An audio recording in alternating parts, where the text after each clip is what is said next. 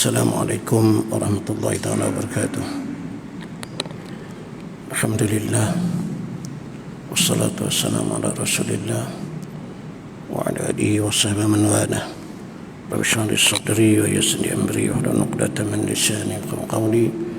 Subhanaka la ilma lana illa ma 'allamtana innaka antal alimul hakim. La haula wa la quwwata illa billah. Allahumma alimna min fa'una anfa'na bima 'allamtana wa zidna ilma. Para jemaah muslimin muslimat Allah Subhanahu wa taala, alhamdulillah bersama lagi malam ini menyambung bincangan kita itu pada kata hikmah yang berikut 168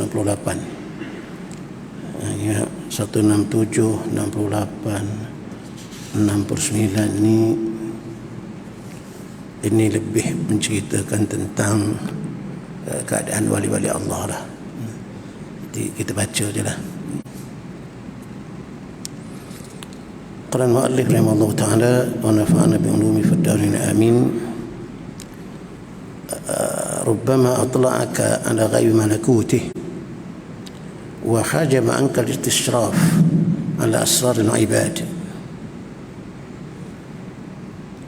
Man ittala ala asrar al-ibad wa lam yatakhallaq birrahmati al-ilahiyyah kanat tila'uhu fitnatan alayhi wa sababan lijarri al-wabal ilayhi. Yang lepas telah menyebutkan bahawa Allah tidak menjadikan dalil, tak ada tanda pada seorang walinya. Lepas pun sambungan lepas dah ni cerita 23 kata hikmah ini cerita tentang wali. Yang lepas disebut bahawa Allah tak jadikan tanda bagi seorang wali itu. Mana kadang-kadang dia disembunyikan di sebalik sifat kemanusiaan dia. Dia manusia wali ini.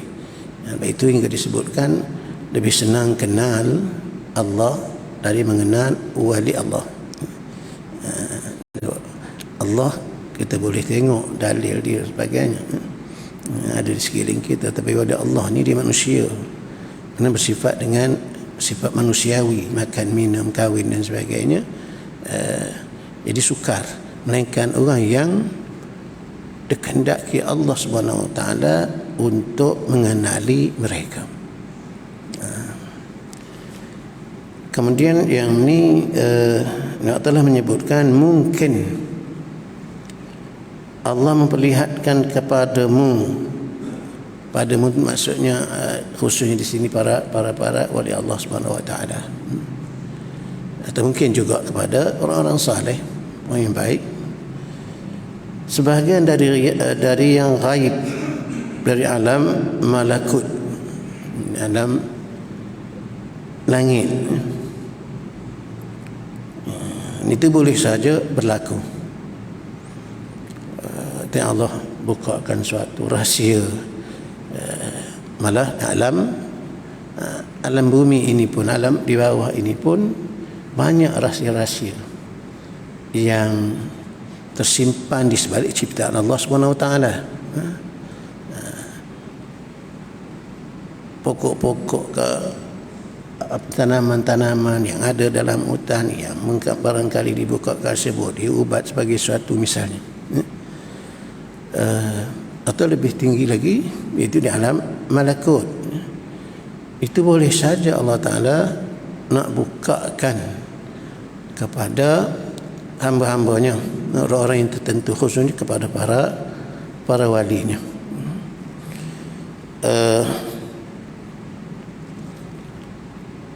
Kalau Rasulullah SAW itu merupakan mukjizat lah.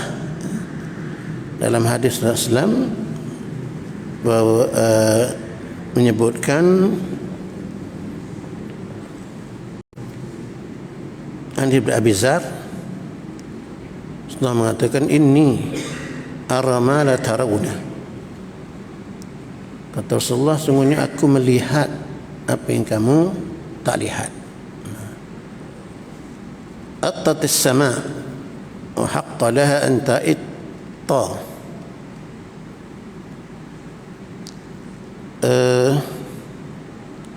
Langit berbunyi seolah menanggung satu benda yang berat. Atta tu makna macam rumah apa kalau dia berbunyi berderik bunyi tu kan. Kalau menanggung bebanan yang berat. Haqqa laha an ta'itta, dan sepatutnya dia berbunyi. Ta'itta tu bunyi macam tu, atid, bunyi macam rumah apa ni, bila ada apa tu, ada tanggungan, ada beban yang berat. Kata Rasulullah, sepatutnya lah dia berbunyi langit tu. Dan Rasulullah meneruskan, ma fiha mawdi'u arba'i asabi', tidak ada di langit itu ruang sekadar 4 jari. 4 jari besarnya lah. Illa malakun wadun jabhata usajidan lillah, melainkan ada malaikat yang meletakkan dahinya sujud kepada Allah Subhanahu Wa Taala. Jadi lagi itu penuhlah langit itu. Jadi patutlah langit itu berbunyi seolah-olah menanggung beban yang berat. Yang itu Rasulullah kata, aku lihat, aku tahu benda itu. Itu maknanya yang dibuka kepada suasana Islam.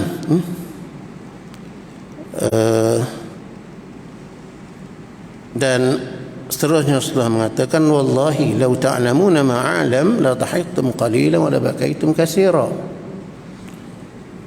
Demi Allah, kalau sekiranya kamu tahu apa yang aku tahu, apa yang diberitahu oleh Allah kepada aku, apa yang dibuka oleh Allah kepada aku, nescaya pasti kamu akan ketawa sedikit dan menangis banyak. Wa ma talazzattum bin nisan al-far, dan kamu tidak akan merasai keseronokan bersama dengan isteri kamu di atas katilmu. Kalau kamu tahu apa yang aku tahu, kata Rasulullah SAW. Wala kharajtum ila sa'adat taj'aruna ila Allah Ta'ala, nescaya kamu semua keluar pergi ke tanah-tanah lapang memohon perlindungan dari Allah Subhanahu Wa Ta'ala. Jadi apa yang Rasulullah tahu itu, dan diberitahu juga sebenarnya ini tentang neraka misalnya, betapa dahsyatnya siksaan neraka itu, sangat menakutkan. Itu disebut dalam hadis-hadisnya tentang neraka misalnya. Dan yang lain. Kalau kamu tahu apa yang aku tahu, maka itulah yang berlaku, kata Rasulullah SAW. Jadi ini antara benda-benda yang alam malakut, alam di sebalik alam nyata, atau alam langit, yang dibukakan kepada sebahagian orang, khususnya kepada Rasulullah SAW. Malah tidak juga kepada Nabi, pada mereka yang bukan Nabi pun boleh dibukakan oleh Allah Subhanahu Wa Ta'ala. Itu nak ceritanya, rubbama talaka ala ghairi malakutih. Boleh jadi Allah SWT, mungkin Allah memperlihatkan kepada kamu sebahagian dari benda-benda yang gaib di alam malakut.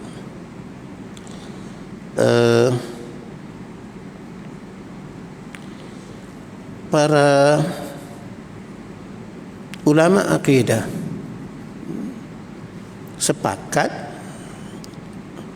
merupakan satu kaedah yang disepakati, yaitu kullu ma kana mu'jizatan linabiyyin jaza an yakuna karamatan liwaliyyin. Kaedah itu disepakati oleh ulama akidah, yaitu sesuatu yang menjadi mukjizat kepada Nabi. Dan dulu apa yang menjadi mukjizat kepada Nabi itu harus berlaku kepada wali sebagai karamah, sebagai kemuliaan kepada mereka. misalnya menghidup orang mati. Itu mukjizat Nabi Isa, antara menghidup orang yang mati. Itu boleh berlaku kepada wali-wali Allah Subhanahu Wa Taala. Kalau tak lama pun mana dia boleh menghidupkan orang mati. Semasa saya di Syria, ada seorang wali Allah yang terkenal, ditulis oleh istilahnya Ahmad Syauqi juga menulis sebuah buku tentang dia, Syekh Ahmad Harun nama dia, Syekh Ahmad Harun. Dia mengaji tak tinggi, artinya bukanlah apa ni, dia tak silapnya sanawiyah sahaja, tapi banyak orang merujuk pada dia, bukan sahaja ilmu agama, ilmu apa pun, sehingga dia ditulis dalam tu seorang master dalam geografi yang sangkut dalam persoalan geografi pergi jumpa dia dan dia selesaikan. Nak ceritanya bukan itu kehebatan Syekh Ahmad Harun. Satu hari kawan dia lah ada kuliah di rumah dia ada mengajar kuliah. Tiba-tiba seorang daripada anak murid dia mati dalam rumah dia. Tak apa darah tinggi ke apa ke, mati. Jadi takutlah Tok Guru ni, ya susahlah nak buat report polis mati di rumah dia dalam majlis apa ni. Dia panggil Syekh Ahmad Harun. Dia teringat Syekh Ahmad Harun, panggil minta tolong macam mana nak buat ni. Lalu Syekh Ahmad Harun kata itu mengikut apa yang diriwayatkan. Syekh Ahmad Harun ni bukan lama sangat dan memang kalau di Syria terkenal Syekh Ahmad Harun ini sekitar tahun 70-an begitu. Dia pun datang, dia kata bangkit orang tu, yang telah disahkan mati mengikutnya, dia disuruh bangkit, dia bangkit balik. Habis majlis itu selesai lah, balik sampai rumah mati balik. Itu cerita lain lah, tapi makna dia boleh menghidupkan orang mati. Itu kehebatan Syekh Ahmad Harun. Sebenarnya banyak juga para wali Allah yang sampai ke situ. Sebagaimana disebutkan, itu bukan suatu yang mustahil, harus berlaku. Apa yang berlaku kepada Nabi-Nabi sebagai mukjizat itu boleh juga berlaku kepada wali-wali Allah Subhanahu Wa Taala.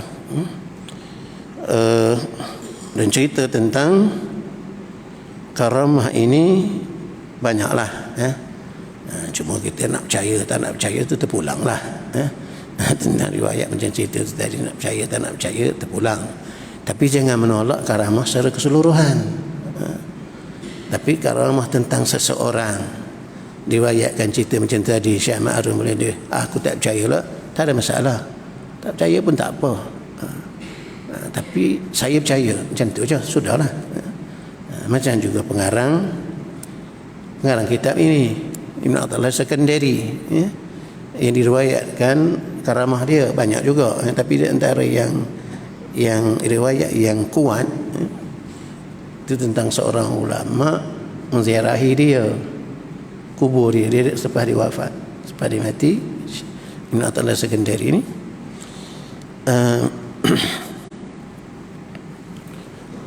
dia baca Quran, ulama ni lah. Dia sampai satu ayat dalam surah apa tu, faminhum syaqiyyun wa sa'id, begitulah bunyi ayat itu. Dan ada di kalangan mereka itu yang celaka dan ada yang berbahagia. Artinya di orang yang manusia ini ada yang celaka dan ada yang berbahagia. Itu ada ayat Quran. Tiba-tiba dijawab oleh Ibn Athaillah dari kuburnya. Di sisi kami indana laisa syaqiyyan, di sisi kami tak ada orang yang celaka, semuanya orang yang berbahagia. Dan ulama itu wasiat kepada warisnya supaya ditanam berhampiran dengan Ibn Athaillah Sekandari. Kisah itu diriwayat oleh seorang ahlul hadis, cerita itu. Jadi ahlul hadis ni dia biasanya dia taklah buat cerita macam orang tepi jalan. Mestilah dia ada disiplin dalam meriwayatkan itu. Itu pun kalau tak nak percaya pulanglah keadaan. Cuma pesannya jangan menolak karamah secara keseluruhan, sebab karamah ini sabit dengan Al-Quran. Nabi berlaku kepada Maryam. Maryam bukan Nabi. Maryam adalah waliyah. Dia bukan Nabi. Nabi tak ada perempuan. Dan itu berlaku karamah-karamah kepada Maryam. Jadi itu sebab tadi maka karamah ini sabit dengan Al-Quran. Kalau menolak, tak percaya langsung ada karamah, boleh membawa kepada kekufuran. Cuma secara individu tadi tak percaya karamah orang tu, tak percaya karamah orang ni, kita pulanglah. Tak ada apa-apa, tak ada masalah yang tu. Okey, dan sebenarnya karamah ni bukanlah syarat pun. Bukan syarat untuk seseorang itu dianggap sebagai wali Allah. Tak syarat. Karamah hissiyah. Karamah hissi, dia karamah ada dua, satu hissi, satu ma'nawi. Yang hissi yang zahir lah. Itu tak syarat. Tapi malah mereka para wali ni dia takut sebenarnya dengan karamah yang berlaku. Misalnya yang berlaku pada Syekh Ahmad Ar-Rifai. Yang itu pun banyak yang menolak. Apa yang berlaku pada Syekh Ahmad Ar-Rifai yang disaksi oleh para ulama ketika itu. Dan ramai yang menolak itu, tak percaya karamah itu berlaku. Tak apalah. Iaitu satu musim haji, Syekh Ahmad Rifai, pengasas pada tarekat Rifaiyah, menziarahi makam Rasulullah, dan Rasulullah mengeluarkan tangannya bersalam dengan Syekh Ahmad Rifai. Disaksikan kerana sebab itu musim haji. Para ulama, ramai ulama yang menyaksikan peristiwa itu. Dan Syekh Ahmad Rifai bukan dia bangga pun. Mengikut riwayat, sepah itu dia meletakkan pipinya di pintu Masjid Nabi. Letak bawah pipi dia supaya dipijak oleh orang. Itu sebab dia takut karamah yang berlaku itu.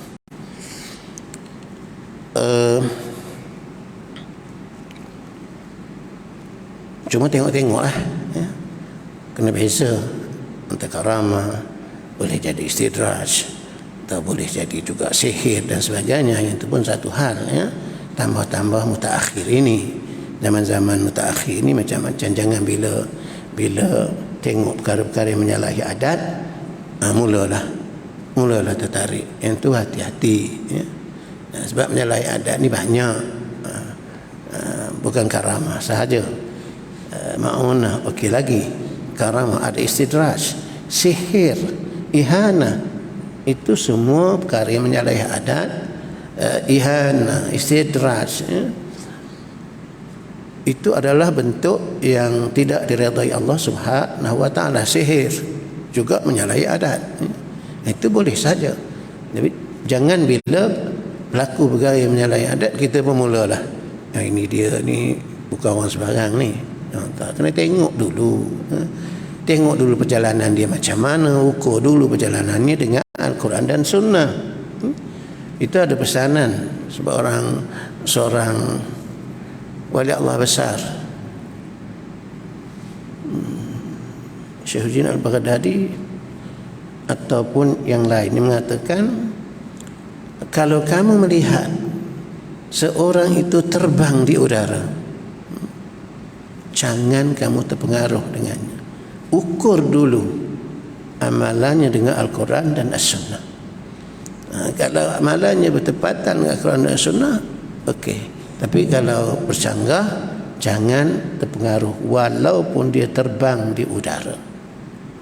Mana karamah dia hebat misalnya. Sebab terbang ni David Copperfield pun boleh dulu kan. Dia ada sihir. Jadi boleh je, burung pun boleh terbang. Jadi sebab itu ukuran itu kena betul, jangan mudah terpengaruh. Macam-macam mutakhir ni macam-macam dalam YouTube, dalam apa semua tunjukkan bagian-bagian pembohong je kadang-kadang pun, tapi followers ramai. Yang penting followers, view meningkat. Jadi hati-hati. Ia boleh berlaku, tetapi boleh jadi dalam bentuk yang tadi, bentuk sihir, istidraj, ihana, penghinaan dari Allah Subhanahu wa taala. Itu berhubung dengan boleh berlakunya perkara-perkara yang Allah bukakan, perkara-perkara yang gaib kepada orang-orang yang tertentu. Boleh saja. Sayyidina Umar, so ini sahabat Rasulullah, ketika dia sedang berkhutbah di Madinah ketika itu, dan tentera Islam ada yang pergi berperang di sepadan Syam, dan Sayyidina Umar melihat makna tentera Islam nak dikepung. Lalu dia daripada jauh, daripada Madinah, ya Sariyah al-Jabal, al-Jabal, wahai pasukan tentera. Sariyah itu maknanya untuk satu pasukan tentera yang kecil, dipanggil Sariyah. Al-Jabal, al-Jabal, naik ke bukit. Itu karamah Sayyidina Umar. Kemudian sahabat-sahabat ni kadang-kadang kita tak dengar pun karamah dia banyak kan, sebab mereka tak perlukan tu pun, tak perlukan kepada karamah itu. Okey. Yang keduanya, Allah boleh saja, itu yang bahagian pertama, Allah boleh saja memperlihatkan kepada hamba-hambanya, khususnya para walinya, apa yang tersirat di sebalik alam zahir ini atau alam malakut, kalau perkara yang tersembunyi, Allah Ta'ala boleh saja memperlihatkannya. Tetapi wahajaba anka, dia menghijab dari kamu al-istisraf ala asraril ibad. Tapi Allah mendinding dari kamu, ini para walinya, pada manusia umumnya, istisraf, mengintai, mengetahui rahsia-rahsia hambanya, asrarul ibad, rahsia-rahsia hamba dia yang lain. Dia tahu hati dia macam mana, hati ini macam mana, yang itu Allah tak buka.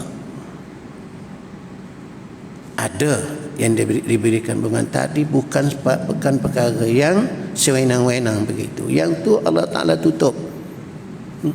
Wahajab al-istishraf, dia menghijab untuk kamu mengintai, memerhatikan rahsia-rahsia hamba dia. Itu ada hikmah, kecuali pada orang-orang yang tertentu yang diberi peranan untuk memimpin atau mendidik hamba-hamba ini. Itu pun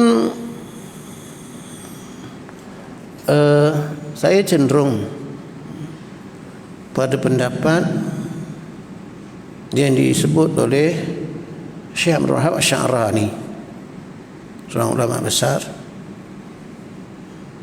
Dia ambil daripada gurunya Ali Al-Khawas,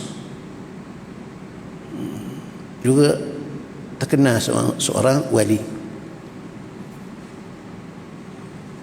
Ali Khawas mengatakan, Jamil abwab qad tazahzahat bil ghalqi wa ma baqiya al maftuh al-an illa bab Rasulillah sallallahu alaihi wasallam. Semua pintu para wali telah bergerak-gerak untuk ditutup. Maksudnya dalam memimpin manusia dari segi kerohanian. Sebab mereka yang benar-benar yang disebut sebagai mursyid atau murabbi, itu mereka dibukakan. Biasanya dibukakan oleh Allah Subhanahu Wa Taala, khususnya murid dia, rahsia murid dia, sebab dia nak memperbaiki, nak memimpinnya. Jadi apa yang ada dalam hatinya Allah Ta'ala buka. Tapi kata Zaid bin Sya'rani, di riwayat bergurunya Abu Ali Al-Khawas, dia kata pintu wali-wali Allah telah bergerak untuk ditutup. Bukan nak jadi wali Allah tu, maknanya wali Allah untuk memimpin tadi, telah bergerak-gerak untuk ditutup. Yang kekal terbuka sekarang ialah pintu Rasulullah sallallahu alaihi wasallam. Dan itu, kenyataan itu disokong oleh banyak ulama. Yang terakhir antaranya Syekh Zaini Dahlan, itu mufti Mekah 1800, tahun 1800 lebih kurang. Dan banyak lagi para ulama yang menyokong, termasuk Syekh Ahmad bin Idris. Itu pemimpin atau khalifah Tarekat Ahmadiyah, mursyid Tarekat Ahmadiyah. Yang itu pun dia tak mengaku. Ada sebab apa ni? Bila muridnya bertanya, hal antar mursyid allazi asallallahu ala dhamair khalq? Qala la. Apakah engkau mursyid? Gurunya, anak-anak murid ditanya pada Syekh Ahmad bin Idris. Syekh Ahmad bin Idris ni kalau tengok karamah dia dahsyat, yang ditulis oleh Syekh Yusuf Nabhani dalam kitabnya Jami' Karamatil Awliya, himpunan karamah wali Allah. Syekh Ahmad bin Idris ni karamah dia dahsyat.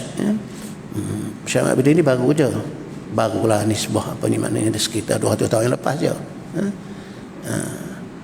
Tapi bila ditanya nak murid ditanya dia, engkaukah mursyid yang Allah utuskan kepada hati-hati manusia? Qala la. Dia kata tak.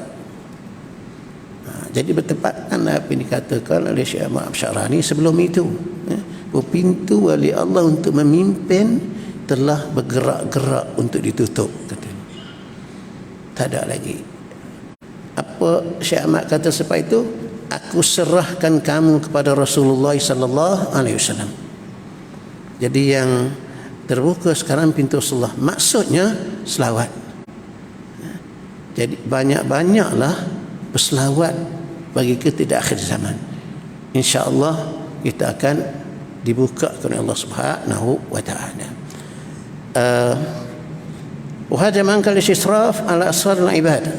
Tetapi Allah menutup, menghijab kamu untuk mengintai rahsia hamba-hambanya. Macam-macam dia itu ada hikmah sebenarnya.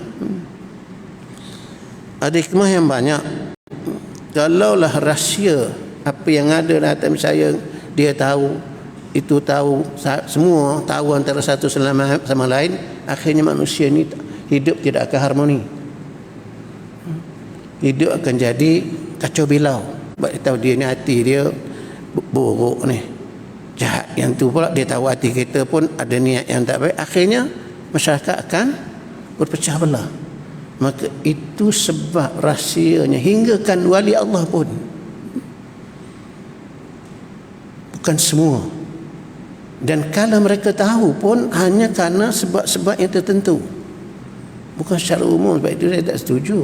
Ada kata, orang kata dia itu wali Allah, kalau jumpa dia akan buka. Sebenarnya saya tak perasan apa ni. Wali Allah tak begitu sifat dia. Dia mesti mempunyai rahmah, kasih sayang, kesian belas pada hamba Allah.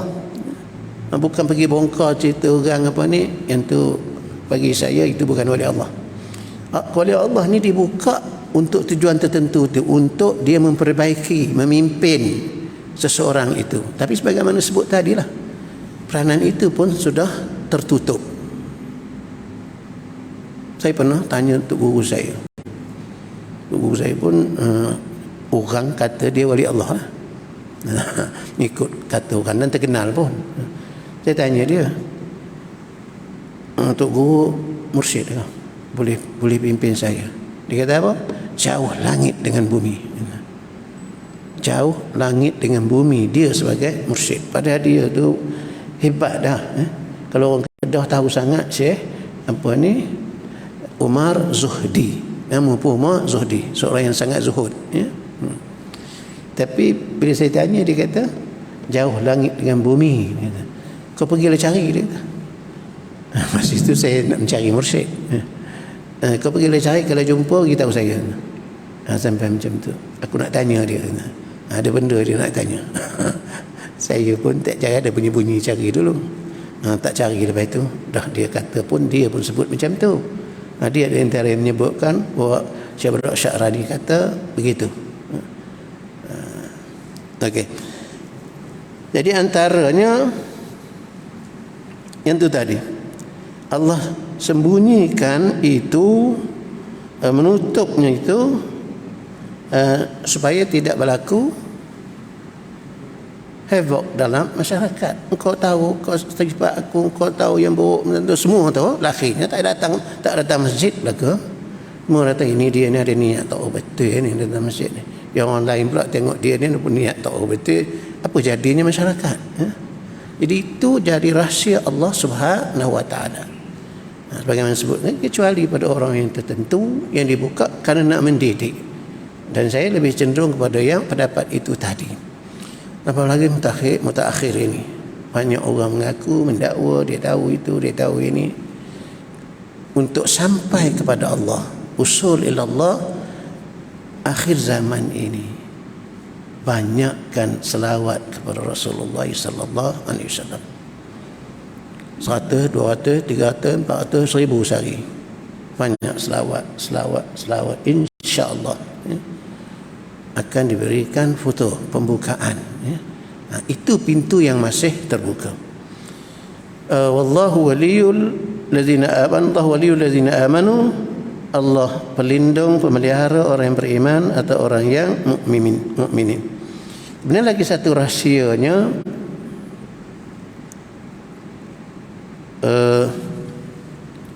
kita tak boleh tahu hati orang, keadaan orang itu kalau dia wali Allah. Kalau kita boleh tahu dia ni wali Allah, misalnya, maka itu ada tanggungjawab, kewajipan pada kita. Sebab itu pun Allah Ta'ala tutup. Sebut dalam yang lepas pun ditutup. Allah tak jadikan dalil tentang wali Allah tu ada dalil dia ni wali Allah, tak ada. Itu pun antara rahsianya, itu kerana rahmat Allah, kasih sayang Allah kepada manusia. Dia tak bukakan tentang siapa wali Allah itu. Ini orang tertentu. Sebab kalau tahu dia wali Allah, menjadi kewajipan kita taat kepada dia. Man adali waliyan faqad azantu bil harb. Hadis sahih. Barang siapa yang memusuhi waliku, maka aku isytiharkan perang terhadapnya. Itu hadis kursi disebut oleh Allah. Kalau memang kita tahu dia wali Allah, kemudian kita musuhi dia, Allah isytihar perang dengan kita. Bila Allah isytihar perang, kita confirm kita kalah.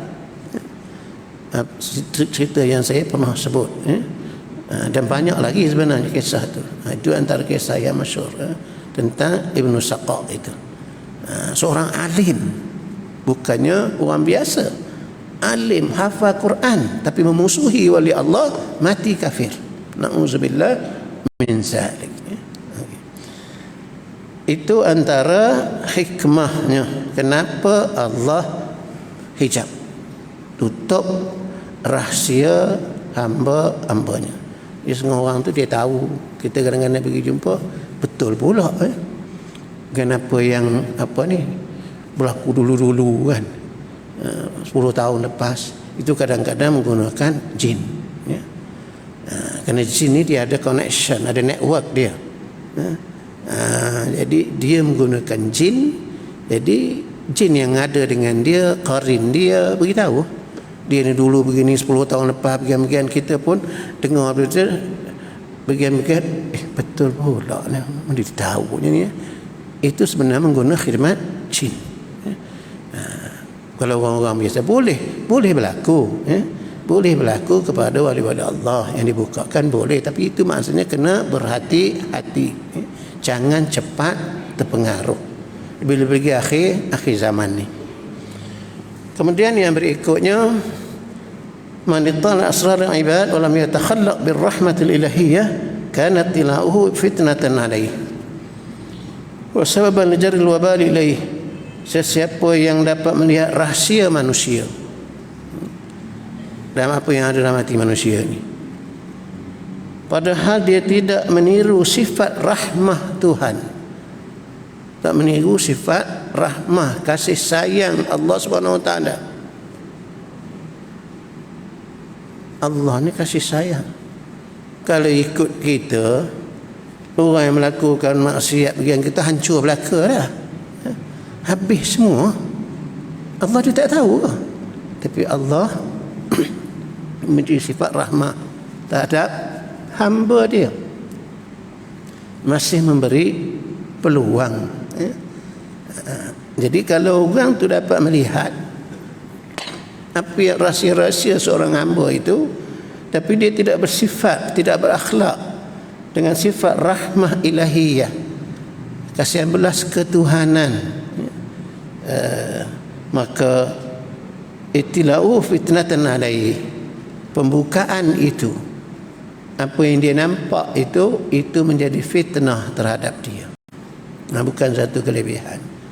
Ini kalau dia dibukakan sifat-sifat, boleh melihat sifat-sifat hamba itu di bagian tak baik itu, satunya dia mesti menaruh sifat rahmah, kasihan belas ada orang itu. Bukan nak pergi kutuk dia bagian-bagian. Jadi kalau sekiranya dibuka tapi kita tidak punya sifat kasih sayang itu jadi fitnah kepada kita. Mana pembukaan itu menjadi fitnah. Ar-Rahimun yarhamuhumur Rahman. Orang-orang yang punya belas kasihan, Allah akan naruh belas kasihan kepadanya. Irhaman fis sama yarhamkum, irhaman fil ard yarhaman fis sama.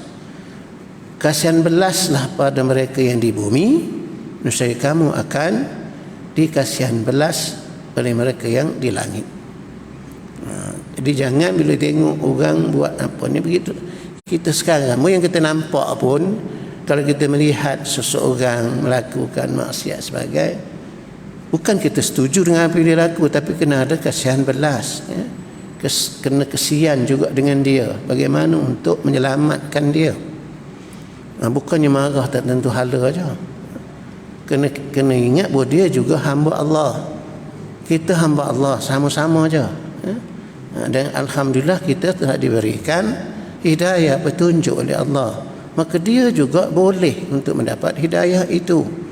Kalau melalui kita, dengan kasihan belas kita, dengan bagaimana caranya dapat boleh mendatangkan hidayah pada dia, maka itu sangat baik. La yahdillahu bika rajulan wahidan khairun laka min khamrun na'am. Okay. Kalau Allah memberi hidayah dengan sebab kamu seorang lelaki, maka itu lebih baik daripada unta merah. Unta merah itu iaitu kenderaan yang paling istimewa ketika itu. Lebih baik daripada itu. Kalau dengan sebab kita seorang mendapat petunjuk, mendapat hidayah. Jadi kena ada belas kasihan juga. Jangan nak marah tentu pasalnya. Kena ingat juga itu bahawa mungkin dia tak tahu dan sebagainya. Jadi cari jalan bagaimana untuk mengembalikan dia kepada jalan Allah Subhanahu wa taala. Rasulullah menyebutkan la tunza'ur rahmah illa min syaqi tidak dicabut sifat kasih sayang dari hati seseorang. Tak ada rasa kasih sayang, kesian pada orang, khususnya melakukan maksiat dan sebagainya. Itu bagaimana jalan memikirkan kesian, bukan kerana dia melakukan, kita sokong dia melakukan maksiat. Artinya kesian bagaimana kita jumus dan nak menyelamatkan dia. Itu kena ada. Siapa yang dicabut sifat kasih sayang, tidak dicabut sifat kasih sayang kepada Allah, inna min syaqi, melainkan dari orang yang celaka. Jadi orang yang celaka sahaja orang yang tak ada kasih sayang dalam dirinya. Jadi kalau melihat, diberi peluang untuk melihat rahsia hamba, rahsia apa yang ada, kemudian dia tidak bersifat dengan sifat kasih sayang Allah Subhanahu Wa Taala, itu akan jadi fitnah nanti terhadap dia. Kita azan dulu ya.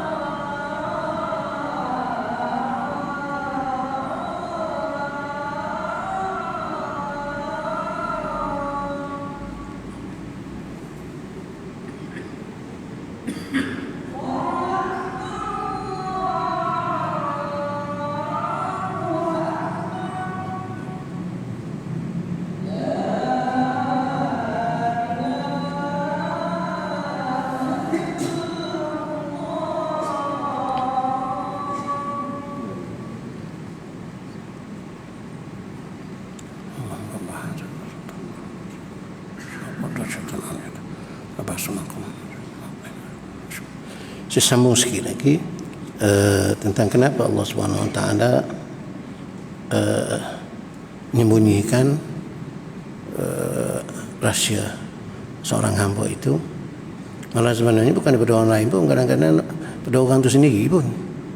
Orang itu sendiri pun dia tak tahu yang dia ada sifat jahat dalam diri dia. Sampai macam itulah rahsia. Orang lain lagi tak tahu, orang tu pun dia tahu pun dia ada sifat yang tak baik dalam diri dia sampai terhasil dari dirinya sendiri pun. Satunya supaya kita hidup ni selalu sangka baik. Itu yang diperintah, sangka baik dengan orang lain.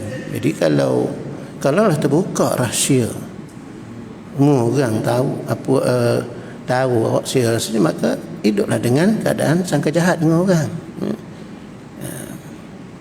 Atau kepada guru kita pun, guru kita manusia, mesti ada suatu kecacatan dalam dirinya. Kalau itu terbuka, maka akhirnya kita sangka jahat dengan guru kita juga akhirnya. Sukar untuk kita sangka baik kalau kita memang tahu benda itu sajalah tadi. Kalau Tuhan buka kemudian sukar. Hatta orang-orang yang siddiqin pun, kata para ulama, serta orang yang benar-benar mencapai tahap yang apa ni pun kadang-kadang sukar. Ada riwayat ni sebutkan, ditulis dalam ini, diriwayatkan Nabi Ibrahim AS pernah tergerak dalam hatinya kecilnya, seolah dia sangat belas kasihan terhadap makhluk Allah. Dia Nabi, maka diangkat oleh Allah SWT ke tempat untuk dapat melihat penduduk langit, malakutus sama, itu disebut oleh Al-Quran, dan segala perbuatan mereka. Jadi dilihat, nampak Nabi Allah Ibrahim nampak apa yang manusia buat maksiat sana, buat maksiat sini, ada yang pergi masjid sembahyang begitu.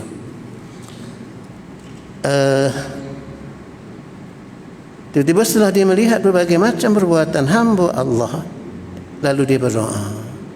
Dia tengok banyak yang buat maksiat, kemudian dia berdoa, ya Allah, binasakanlah mereka yang buat maksiat itu, orang-orang yang derhaka itu.